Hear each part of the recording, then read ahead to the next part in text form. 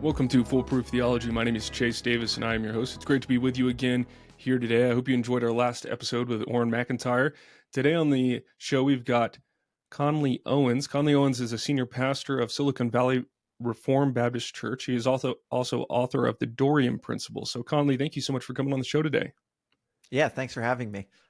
The Dorian Principle gets into the issues of money in church and ministry. I love this topic. I don't think it's talked about enough, so I was really excited to read his work. It's actually very available for free. I read it on Kindle. You can go download a PDF if you want, and we'll promote that on the end of the show, and I'll put a link in the show notes. I just wanted to, before we talk with Conley a little bit about it, just for Conley's sake and for the audience's sake, I wanted to share a bit of a story of why this matters to me. When we planted the Well, I was very conflicted. The Well Church in Boulder, Colorado is where I pastor, and we were moving here to plant it. It was what's called a parachute plant, meaning we didn't know anybody here. We weren't raised up in ministry here. We were coming to a new context to plant a new work of the gospel at church in a new context. And in that, you have to fundraise. And it's a lot. Now you have NAM, you have other organizations that might give you funding, and that's a blessing that can be useful. I will actually talk to Conley about that at the end of the episode. That'll be the second half. But I was conflicted because I was like, I don't understand how I'm going to make a living. I know no one. I'm going to show up, and people do things to connect. They go get a beer. They go, hang out. They spend money. They ski. I have no money. And I have no ministry, and I'm moving here with nothing. And so I don't understand. So, I applied for a job at Home Depot. I was trying to figure out a way, but we did fundraise. People partnered with us.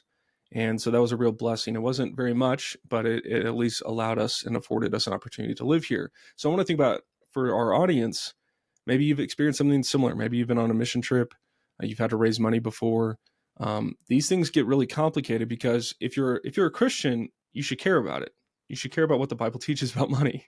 If you're not a Christian, it's just kind of like another business venture. You're just, looking to get money wherever you can. But if you're Christian, you're planting a church or starting a ministry, these things should deeply concern you in terms of how we interact with donors or givers, or what do we even call them? People that partner with us. And so that's why I'm really excited to have Conley on the show today. First, I wanted to ask Conley, when you talk about the Dorian principle in your book, I'd love it if you could explain that principle to our audience, maybe how it differs from more popular conceptions of giving, generosity, financial commitment, all that kind of stuff. Sure. So the word Dorian is a Greek word that comes from both Matthew 10 as well as 2 Corinthians 11. And it's a word that means freely, like free of charge. Jesus said, freely you received, freely give. Now, immediately after that, he says a worker is worthy of his food. So you have these two things here, that ministry shouldn't be sold. You also have the statement that ministers should be supported. And so how do you put those two together? Most people come up with some kind of mediating position that says, okay, well, it's okay to sell ministry as long as it's not too greedy, as long as it's not too much. But the answer is right there. Basically, you shouldn't be selling anything. And rather, you should rely on the generous support of others who are laboring for the kingdom with you by giving of themselves. So that's really what it comes down to. It's very simple. You see this distinction many places. You see it in Paul. You see it in 3 John 7 and 8. It says, "For they went out for the sake of the name, not accepting anything from the Gentiles. Therefore, we ought to support people like these, that we may be fellow workers for the truth." So why should they be supported? Because they did not take anything from those that they were sent to. So yeah, ministry should be supported, but it shouldn't be sold. It's a great principle. And once you start teasing it out and looking under the hood, it becomes very it touches on something like a nerve, because it becomes very complicated. I've heard of people who go around kind of like circuit riders or revivalists who'll go around and say, if you've received anything, if we've given to you, you should give to us. And that would be contrary to the Dorian principle, right? Right. Yeah. And there's definitely a sense in which we are especially obligated to, in our thanks to God, supply those who we have benefited from. You see that in Galatians 6, right? Where the one who is taught should share all good things with the one who teaches. There is a sense in which our obligation to God is shaped by those who are teaching us particularly, but it must be truly out of an obligation to God, not an obligation to the individual, as though the gospel was his to give to me, rather than originating from God. So that's, if you read the book, you'll see there's many charts throughout that compare this horizontal line with this triangle, right? And so the horizontal line is, I give to you because you gave to me, right? Whereas the triangle is, I am giving to God, which might be, through to you or something else, because through you, God has given me the gospel. And so when churches, just to get real practical real quick, when churches are collecting offerings, for example, um, one question I had when I was reading your work, because I agree in a large part with the principles you laid out. You do a great job of going through the Bible, kind of giving a biblical theology of the principle. What job does a minister have in discerning, is this person operating out of a heart of generosity, or is this person operating out of a more transactional relationship with me? Or is that, how should the minister be concerned with that? Right. So, yeah, at one level, we can't see the heart and say, oh, I know for certain that this person is giving out of an obligation to me versus giving out of an obligation to God. However, there is a lot of earmarking that happens in something. I talk about in the book about how, in the context of weddings and funerals, it's very clear that someone is giving because you just gave them this particular service, right? Because it's targeted at an individual or an individual family. Uh, However, in the context of church in giving, if it is explained that this is out of your obligation to God, and that you are working together with this church to proclaim the gospel, I think that's due diligence. That's sufficient. Okay. And yeah, and of course these things need to be taught frequently. But at the end, I don't think you need to have a interview with each individual giver to see, now, what was your heart behind giving here. Yeah, right. That makes sense. Yeah, it gets really complicated. I'm doing a wedding coming up, and one of the things in a young church plant with young Christians, you have to teach them that part of performing the wedding ceremony, I used to not even mention it, is kind of a traditional honorarium to the pastor. And so if you were to advise me, what would be a way to educate people, young Christians, to say this is an appropriate, is it a donation, is it a gift, is it a fee, honorarium? How would you help young Christians understand, particularly in the context of a wedding or a funeral? Right. I would just refuse it, honestly. Would you? Yeah. So I do touch on that in the book. Now I say in the book, I explained that I have no problem with honorariums in general. If a church supports a pastor to labor with them in the gospel, proclaiming it, because somebody's got to dedicate themselves to that work. Then someone traveling and doing the same, there's no problem with that. But in the context of a wedding or a funeral, it is a service rendered to a particular person. That I'm doing this for you because you are getting married, and then they give you money back in return. I think it. There's too much earmarking of reciprocity. So that's the distinction that I offer in the book, is between co-labor and reciprocity.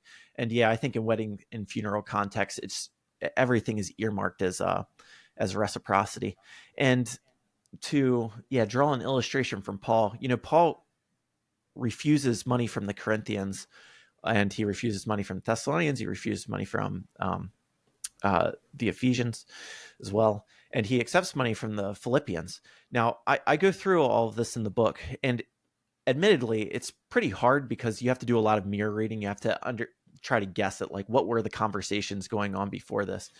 But it seems like these people were paying Paul for having come and planted the church, for having preached the gospel to them initially, and he refused that. And at the same time, he encourages them that he hopes to come to them and they can support him as he goes out to other places. And how are the Philippians giving? They were giving out of co-labor. So yeah, in the context of weddings and funerals, I do believe it's shaped too much like reciprocity, and we should, just like Paul, just like he said to the Thessalonians, I wouldn't even eat anything that you gave me. I wanted to make it that clear that I'm not exchanging the gospel for anything you give me. Okay, cool. And if you go to the well and you're listening, you know that that's not a practice I do. So, but I think that's a good challenge for me to consider my own heart and why I'm doing what I'm doing. And I think any pastor can benefit from listening to this biblical truth regarding these principles and applying them to their ministry. Something you touch on in the book, which will kind of segue into a broader conversation, is this idea of the sacred secular divide. I read Nancy Pearcey's work back in 2011, 2012, and it just blew my mind in terms of how much I've bought into that kind of sacred secular split. And almost as an overcorrection, I kind of was like, embrace the priesthood of all believers. Everybody's the same. We're all the same. You offer some good insights in your work on how, yes, but, we're not all the same. So how do you help people differentiate between what is ministry and what is not? Right. Yeah. So in context here, the issue is, okay, I can sell all sorts of things, right? I can, if I work in a marketplace, I can sell all kinds of wares. So when does it become wrong to sell something? And let me first start by saying it's not always easy to discern. I don't have all the magic answers. When people come to this book, I want them to agree with the principle, even if we end up disagreeing on its application. It's a lot like the regulative principle of worship. I don't know if your listeners are familiar with that, but if you are, there's the distinction between form and elements, right? What things has God commanded that we must do? And then what things do we have some freedom in? Like you can stand or sit while you sing. It's not really something that's explained in scripture. So people differ on, well, are instruments a form or an element? If they're a form, then we're free to use them. If they're an element, then they haven't been commanded and we can't. So I view this a lot like the regulative principle in that I want all Christians who read this to really see that this is a biblical principle, even if we recognize it's pretty difficult to apply and distinguish a lot of times, and we might end up differing on application. But yeah, what is ministry? So the way I define it is it is anything that is the proclamation of the gospel or anything that attends to the proclamation of the gospel. So all kinds of biblical teaching, because the purpose of biblical teaching is to give the gospel, if you understand Luke 24, 1 Corinthians 2, these different things that let us know that all the Bible is centered around the gospel, anything that is biblical teaching. Now, this gets difficult as you get further away from biblical teaching. Well, is Bible study software biblical teaching, or is that, and so I don't know where to draw the line exactly, but that's how I define it, is anything that is the proclamation of the gospel or tends to the proclamation of the gospel, so that you couldn't disentangle the two. Okay, that makes sense. And if I can add something else here, since writing the book, I've done more historical research than I had when writing the book. I had done a good bit, but I've noticed that this is very similar to the way that that the medievals spoke of simony. They spoke of selling anything spiritual or anything annexed to spiritual things. So, for example, simony typically refers to the selling of ordinations, laying hands on someone for money to make them a priest or something like that. And one thing that they would do, because simony was outlawed in many jurisdictions, is they would say, okay, well, we won't charge you to lay on hands, but this ordination certificate is going to cost you a pretty penny. So they would sell this really expensive piece of paper, and that was required to have hands laid on you. So there's all kinds of things they would do where they would annex things to spiritual things and then sell the thing annexed. Yeah, and that's how we get corruption in the church, and that's why part of the reason the Reformation was so necessary. One application I had a question about is I've been invited to speak at like a conference or a men's retreat or something like that. Is when a pastor is invited to do such a thing, how do you advise the pastor to go about to making sure that when he goes, he's going to be away from his family, he's going to be traveling.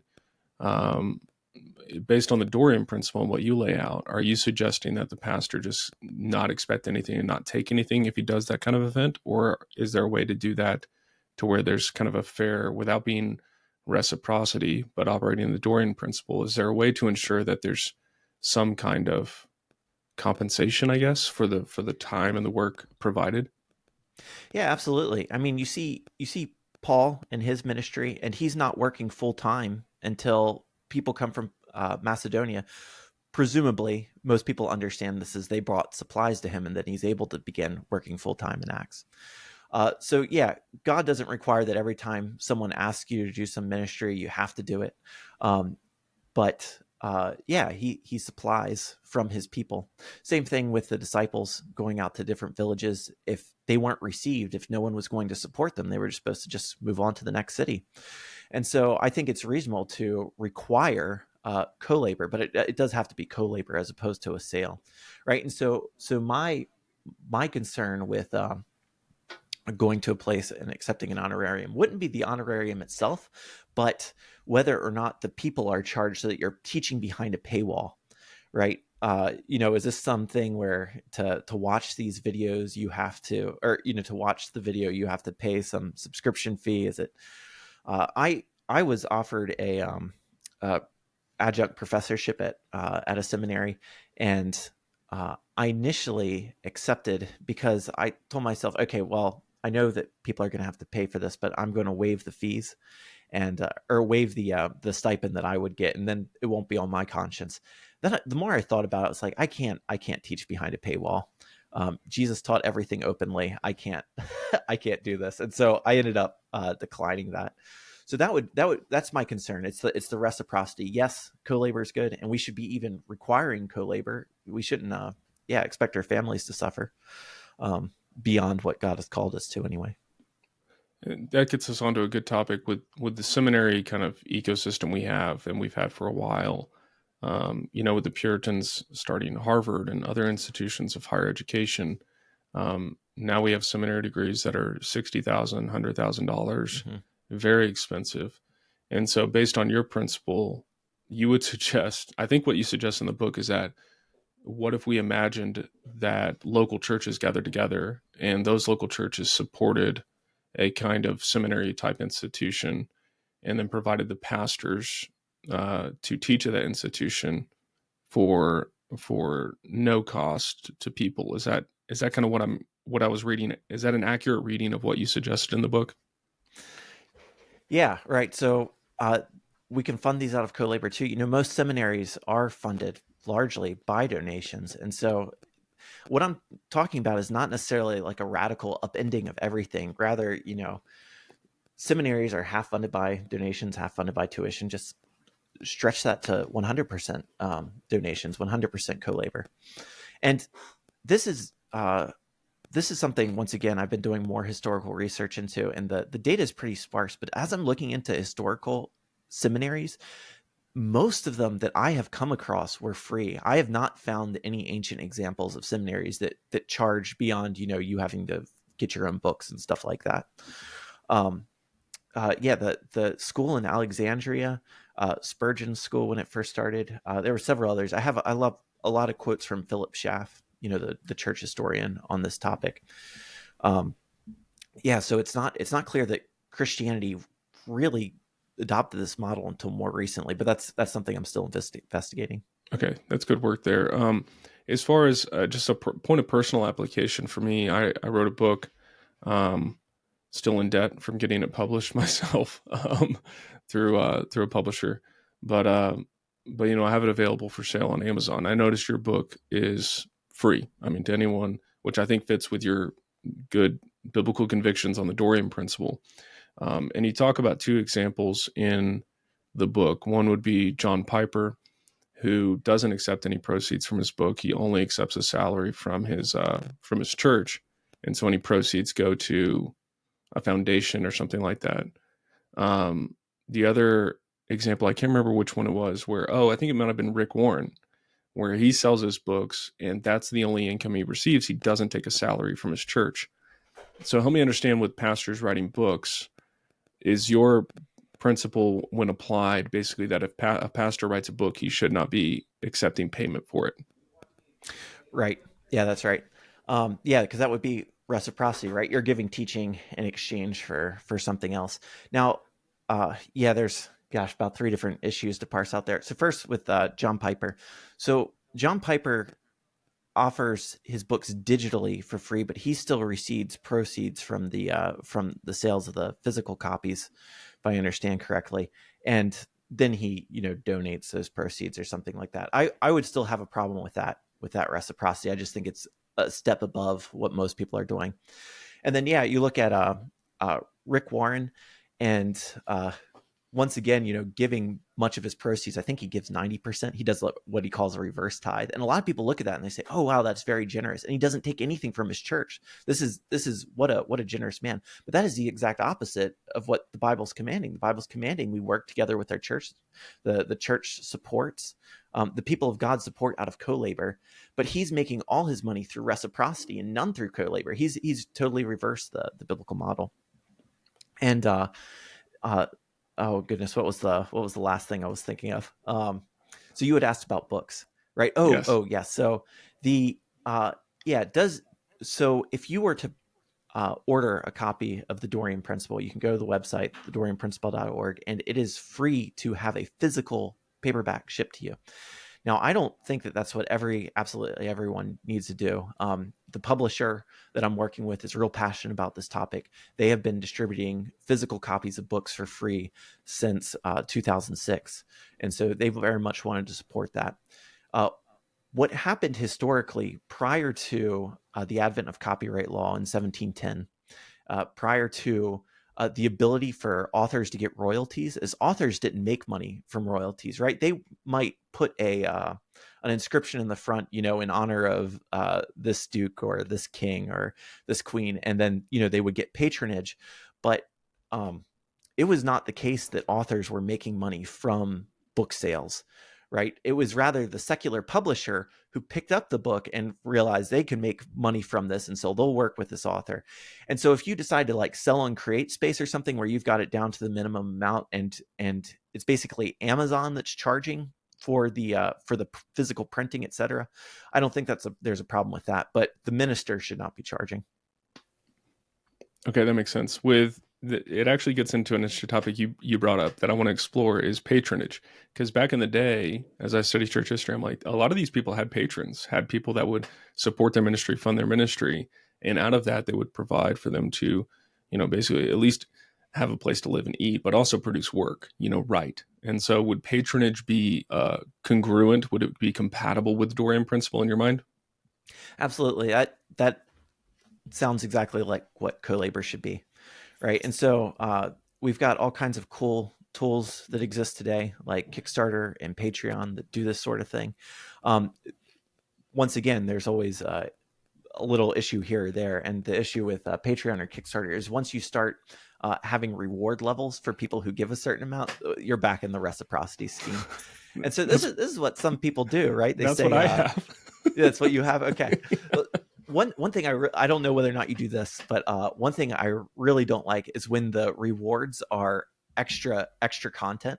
Okay. Right? Is that one of the things you do? Okay, so the way it works, and so if you want to subscribe to the Patreon, there's always a link in the show notes. So the way it works is you have a couple tiers, and it's all done through Patreon. They make it actually really easy. And so if somebody signs up $5 a month, there's like a sticker with my logo, and Patreon handles all that, ship it out. It's amazing. Another tier offers a mug with the logo. And then I do offer certain content behind the paywall for privacy reasons. So if there's like content that I'm talking about an issue that I don't necessarily want to put to the public on YouTube, but just to talk to my patrons, then that would be behind the paywall. So that would be extra content, you might say. I think a recent interview, I cut off the end of it and I said, if you want to hear the rest of this interview, head over to the Patreon. It's a more personal part of the interview. So I don't know if that violates the standard or not. Yeah, so I get having like a smaller audience for private things, but should the division be those who pay versus those who don't pay? Sure. Right. At that point, once again, I think that's reciprocity. Okay, that makes sense. Man, I love this principle because it's so broad in its application. It is. It's pretty rough. That's why a lot of people hate it. And yeah, it's getting at practices that like everybody who's involved in ministry outside of their local church, right? Like in the local church, there's not a lot of danger there, but as soon as you start getting into parachurch stuff or outside the local church, there's all kinds of temptations here. Yeah. Okay. So then it's kind of circling back, sacred, secular, a little bit would be like right now, at least in the last 10, 15 years, there's been a big push for church planters to go bi-vocational.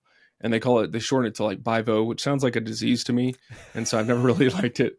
But they talk about how, look, in really hard places to plant, cities, and that are they're expensive, you need to work a job that's not ministry related and work in ministry. So how would bivocational ministry fit into the Dorian principle, and would that go back to kind of your delineation of gospel ministry versus not gospel ministry? Yeah, well, obviously, there's nothing absolutely wrong with bivocational ministry, given that that's what Paul was doing. Um, Now, I'm a Reformed Baptist, a confessional Reformed Baptist. We were talking about the 16:9 beforehand. And one of the things that it says that is in addition to what the Westminster Confession had said is that it is ideal for ministers to be full-time and that churches should be supporting them so that they don't have to be entangled in secular affairs, so that they're able to show hospitality, which is a requirement of the pastor. So I am very much in favor of full-time ministry, fully supported by the church. Now, I personally am bivocational. A lot of people see that and they see this book and they assume that I think that everyone needs to be bivocational. It's not the case. In fact, a lot of people who have read this book have been kind of shackled by this idea that they have to be bivocational and they care about this topic. And that's why they pick up the book. And then they realize, oh, wait, the divide isn't between taking no money at all versus taking money. It's rather reciprocity and co-labor. And I can co-labor with my church and actually give them more of my time, and we can all grow healthier together. Okay, so then, sorry, I just have a lot of questions because it's like Yeah. it's a very potent argument you're making, which allows me to really start exploring. So one of the things I struggled with in ministry when I started is the question of what is the pastor or the minister's job in co-laboring with the money that he receives. Okay, so when a pastor is employed by a church, should the pastor tithe or give, or whatever biblical word you want to use on that, give back to the church from the money that he receives? Is that something I didn't remember seeing that in the book, but Sure. what would you make of that concept? Yeah, I think it's outside of what the principle addresses directly. I mean, my personal thought would be, yes, God has called all of us to give, and so even the minister should be giving. Now it is a little cyclical in that he's giving of what was given that is going back to him, but but yeah, no, I think it's a good practice for every Christian to be charitable, and so yeah, the biggest aspect of charity in a Christian's life should be to his own church. Yeah, I agreed. I mean, that's what everyone on staff at the well knows that. And so good. That's an area of agreement there. um, let's talk about some interesting things related to like conferences. Um, if you don't know, in the evangelical landscape, if you're an audience member and you're listening, conferences are a big deal. They are something that people go to often. People look forward to going to kind of annual conferences. Um, there'll be parachurch ministries like the Gospel Coalition or others that put on conferences, bring in gospel ministers to teach at that conference. And sometimes those fees to go to the conference, two, three, $400, $500. Yeah. And so, what do you make of conferences and charging for conferences? How should that work? Because we've put on some conferences as well, and when you look at the cost for a local church to put that on, I'm like, we have to sell tickets to cover cost. Would you just challenge our faith and say we're not trusting the Lord? Like, how would you help us there? Yeah, that's probably the end of it, honestly. But but yeah, most people will make arguments about how, okay, yeah, there's a lot of costs. We're giving out a lot of books, et cetera, et cetera. Yeah, to for those who receive the teaching versus those who don't, the difference being who could pay, who's not paying. That's not the right divide. Now, I think, okay, so I think you could make a step in the right direction by, and I mentioned this in the book, by distinguishing what they're paying for. Are they paying for the conference? Or are they paying a facility fee, versus for the teaching, right? Because a lot of times people might have the idea, okay, we're paying this so that, there's enough money to give an honorarium to the speakers or whatever the case may be. But yeah, I do think that a lot of these conferences, there's demand enough for them. And the people who come are typically people who are pretty enthusiastic about the topic already. So could we not fund those through something like Patreon or Kickstarter or GoFundMe? Most people have not tried this, and it's just kind of assumed that'd be too difficult. And this traditional model of selling tickets the old fashioned way just is easy for people to follow the old pattern. So I don't. While on one hand, I think I'm challenging people's faith. On the other hand, I really think this wouldn't be as hard as people imagine, just to do this in a very practical way. Sure. That makes sense. With parachurch ministries, and this has always been something I've struggled with, parachurch just means alongside church. They kind of came to prominence in the 20th century big time, especially in the 70s and 80s. I love the way you phrased it in the book, vigilantes, because a lot of people in parachurch ministries kind of operate without any authority over them. They don't even have an allegiance to a local church, or they're not a member of a local church. And I felt this as a young man, even. I mean, admittedly, when I was 22, wanted to go into ministry, and my local church was like, you need to stay here for 3 years and go through our program. I was like, I don't want to do that. Like that feels like a cap on where you want to go, who you want to be, what you feel called to do. And so I've always had a problem with parachurch. And then you get into a college town, and it's like, when you meet with campus ministry leaders, and we have some that come to our church, and we support a couple, and but a lot of times when you meet with them, it's like one pastor put it this way: it's like you put down kind of the biblical principle of the church, and they pretend like you've put down Confederate money, like money that doesn't exist. Like, it's not credible, it's not usable here, it doesn't even work in the conversation, because they don't even understand the importance of ecclesiology. And so I think there's really good work on parachurch ministry in your book. How would you suggest for somebody that is in parachurch ministry, how should they go about raising funds or seeking partnership and co-laboring in that model? Right. So yeah, the point I make in the book is that basically, if you're ministering as a church, there is already a built-in weekly funding of any activity that's going, where the people out of their thankfulness to God give to the work that's being done. And once you're outside of that, you have to come up with something more creative. And usually that ends up being sales, right? It ends up being selling something, either tickets or books or swag or whatever it is, or some kind of service. And yeah, so basically you want to find givers who are giving out of a thankfulness to God, not out of a direct sense of obligation to you. So it might be through something like Patreon, once again, without the extra rewards. But, right. Yeah, sure. Yeah, there's a lot of different creative ways people have come up, just even in the past 10 years, that are really useful ways of doing this. But yeah, and the kind of language that you would want to use around this is something like, do you want to support the work that's happening? Not, have you benefited from this, therefore you should really give back. Yeah, sure. Yeah, that makes sense. Yeah. So what I'm hearing, because I want to operate biblically, and I agree with much of the principle you've laid out. And I think you do a good job of giving the benefit of the doubt in the book. Like, a lot of people are just operating out of ignorance because it's what they've been trained in. And so the words we're looking for here, not because we're trying to just get to the pragmatics. Like, if we just use the right words, then we're in the clear. It's a matter of the heart and worship, right?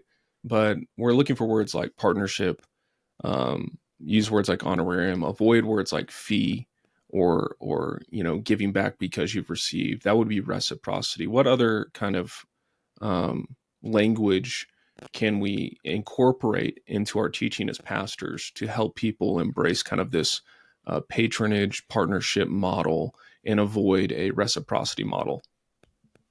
Yeah, so I think the core two vocab words that I offer in the book, co-labor and reciprocity, really go a long way. I'm not sure how many other things. I mean, there's things like suggested donations. Oh, I hate that term. When people are like, suggested donation of $5 for this resource. Right. Yeah. It's like, okay, yeah, we know what you mean there. Like, even if you're it's not required, you're still putting it in a reciprocity context where you're doing it out of obligation to the other person for what they did for you. Yeah. But yeah, to talk a little more about why co-labor is a good word and a meaningful word in this, is because it's one frequently used by the Bible. I mentioned 3 John, we may be fellow workers for the truth. And you see even the way that Paul talks about his own labors and how he thinks of money, it really fits well, because Paul, in his list of persecutions and the list of things he endures for the gospel, he has like 3 of these lists where he talks about being shipwrecked, being beaten, et cetera, et cetera. He always lists that he had to work with his hands, right? It doesn't sound like it fits. Oh yeah, and I did a little work. um, it doesn't sound like it's fit, but you realize what he's saying is, oh, he funded this out of his own pocketbook because no one else was available at the time to do it. And so when we work and then forego the fruit of our labor, don't get to enjoy it, that is engaging in the suffering with Paul, to give to him. If you imagine that we're of that time and we're giving to him. So when we forego the fruit of our labor and give to ministry, we are truly co-laboring because it is in the list of suffering that is involved with doing ministry. So it's just really the right way of thinking about what giving it is a co-suffering. It is therefore a co-laboring. That's a great principle. My church has always been generous with me. God has been faithful to provide to me through my church, and that's always been something I really have been. My faith has been strengthened in God by the people of God giving to God, and then me being able to minister here in Boulder, because Boulder is really expensive, Mm-hmm. and so it's always been something I've been greatly blessed by. One thing that has come up in ministry has been this idea that I've heard in some churches. This is not how our church is, but that basically the pastor should be poor. The pastor shouldn't make that much money. God keeps them humble and the church keeps them poor. That's right. So how do you help churches or Christians kind of like break out of that mindset? And what are they believing wrongly when they have that attitude? Right. So I think if you have this distinction I'm offering in the book, that fills the gap that people are trying to fill when they go to things like, okay, well, as long as it's not too much, or it's not, it becomes all about amounts, where the Bible says, don't be a peddler of the word. And it's like, okay, well, don't peddle it too much. Yeah, right. They're trying to fill in gaps with things like, okay, well, we just don't give too much to the minister. No, it's one kind that's completely forbidden. The other kind is completely encouraged. He should be, there certainly are amounts that are excessive, but he should be fully supplied, once again, in order to not be entangled in secular affairs. Just as Paul told Timothy, a soldier doesn't get involved in civilian affairs. It is ideal for a minister to be just able to fully do the work that he's doing. Right. And go ahead. Yeah. And I would add to, we were talking a minute ago about the about the heart behind giving and things. If you compare co-labor to reciprocity, when I buy a book, I don't feel there's no particular religious experience I have in that, right? I don't pray for the author. I don't, I don't feel a sense of obligation to hold him accountable, etc. And I think the reason why we have as many false teachers as we have is because this kind of thing is tolerated so much, and it lacks the accountability that comes with co-labor, right? If I give money to someone, I feel the need to hold them accountable. I feel the need to pray for them. And there's just a lot that comes from this kingdom-centered investment model that God has given us, rather than some kind of commercial system. There's a lot of commercialization. I think I noticed that in church growing up, where pastors would sell CDs at the time, and before that it was cassettes with their sermons on them, and that always kind of irked me. It bothered my conscience as a young man. I think I understand why, but still, it doesn't seem right. And then I noticed in the book you brought up, I didn't know this happened, but apparently like the Summit Church in 2019 sold tickets to their Good Friday service. Is this correct? That's right. Yeah. That sounds crazy. That's J.D. Greer's church, for those who don't know. Yeah. Yeah. It was Friday night, limited capacity. Well, let's not use an RSVP system. Let's just sell tickets and that'll filter it down enough. That seems insane to me, man. I don't know how they get like, oh, well, it's not a Sunday service. Oh, okay. That makes it okay to charge for worship. Right. Dude. Yeah. Crazy. Last question. And I also pointed out how Tim Keller sells his sermons, right? Or he started giving them away for free, I think, recently, but it's still the case if you want to get like the whole USB with everything, it costs $800 or something like that. He was selling them for $1,600, all his sermons. As a single unit. That's not just if you added them up. Like, they were very consciously selling. Wow, it's crazy. It is crazy that it prohibited me from listening to a lot of Tim Keller sermons, because I was like, I can't afford that. I'm not going to pay to do that. When you think about, and this is kind of the last question we'll close out here, is when a church, so now, okay, let's let's kind of we've talked about co-laboring between the church and the minister. Let's go when you have a church and you have a budget.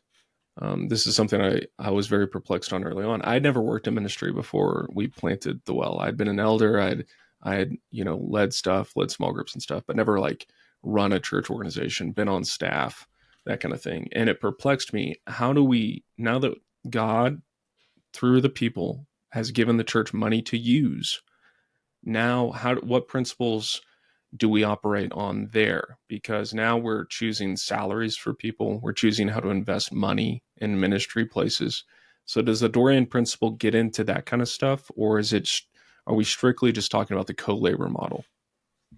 So you're asking, does it get into how do we steward the money once we have it? Yes. That's what you're asking. Mm-hmm.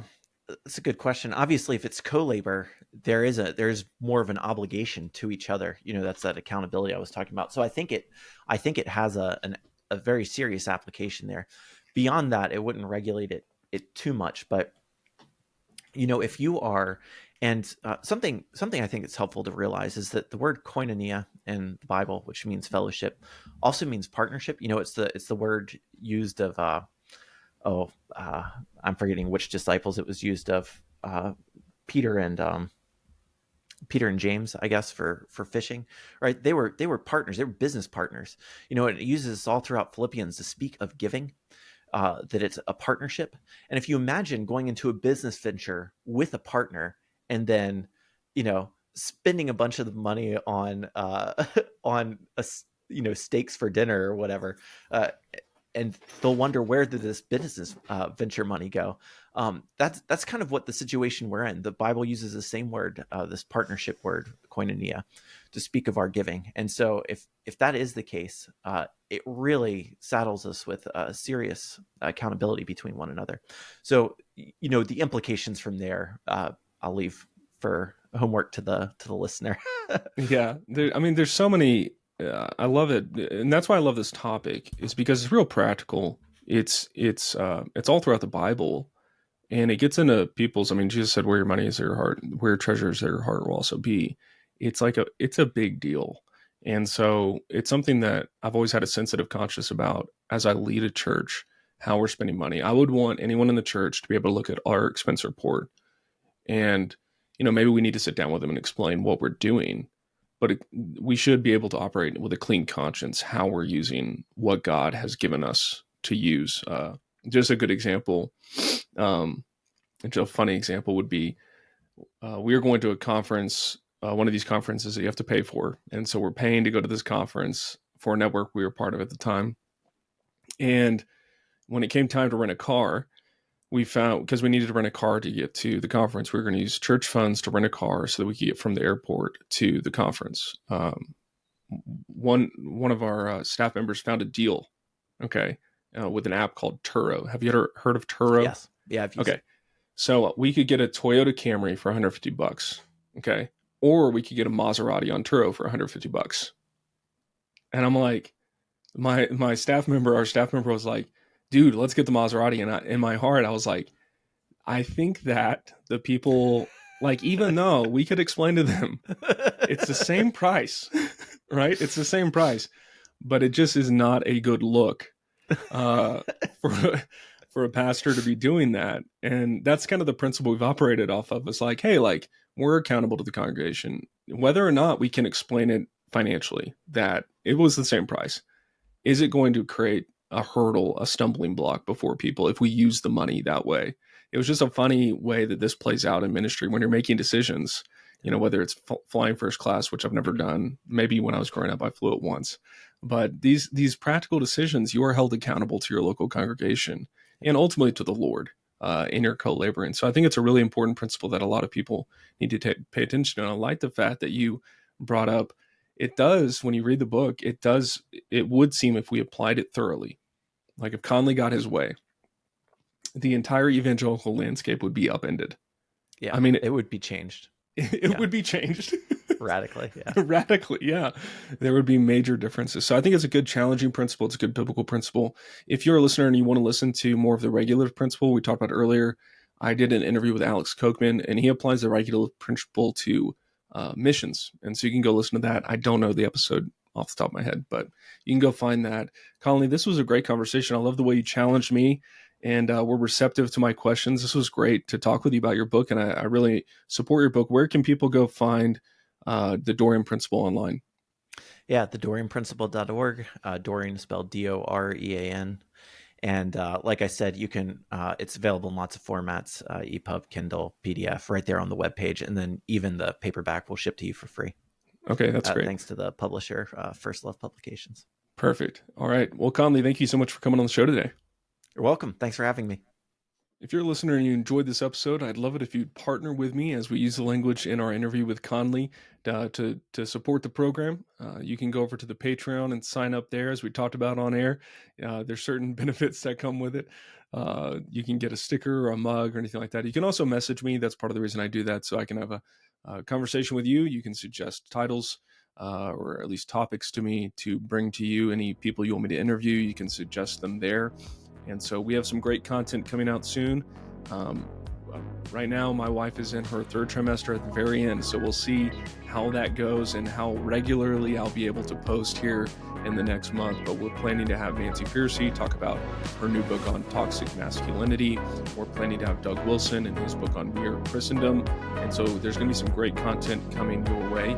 If you want to go over to the Patreon, sign up for any dollar amount. That helps me bring the program to you, and you can operate as a patron of me, which I think is a great funding model. So thank you so much for joining me today for Foolproof Theology. I'll see you next time.